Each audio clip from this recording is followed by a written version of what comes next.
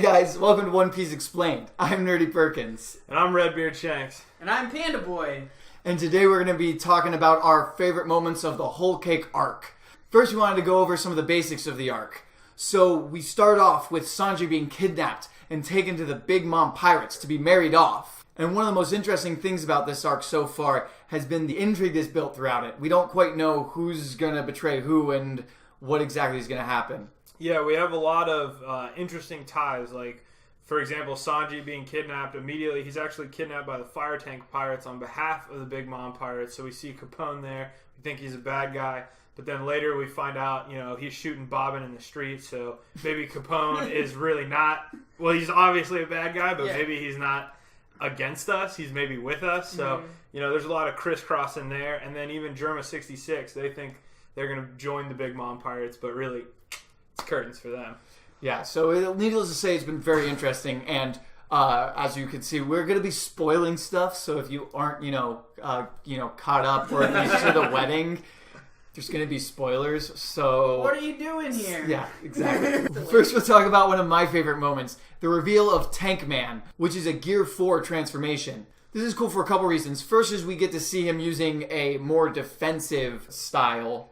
Right, yeah. So rather than his main offensive abilities that we saw in Bounce Man against Doflamingo, this is more Cracker comes in with a big strike and he switches over to Tank Man, and that's really like a counter ability, which is kind of the first time we've seen Luffy counter an opponent, which is not only a big step in his Gear 4 direction, but in Luffy's overall character progression as well. Yeah, and the main reason that this is my favorite moment is that the Tank Man reveal shows that Gear 4 is going to have multiple forms, so we won't just be going right over to Gear 5. We'll likely be seeing multiple man forms. So far we have Bounce Man and then Tank Man, so I'm very curious to see what other transformations we have from this point on.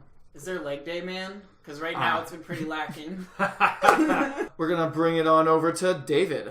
My favorite part of this arc by far was seeing Brooke solo Big Mom and 3 of her biggest homies. So, I don't think that he really hurt Big Mom at all during this fight, but the 3 homies are clearly pretty damaged after taking on Brooke. So, although this fight is off screen, Brooke is the first Straw Hat Pirate to really solo a Yonko on his own. And in doing so, he stole the Poneglyph that is going to allow them to be able to go and get the One Piece eventually.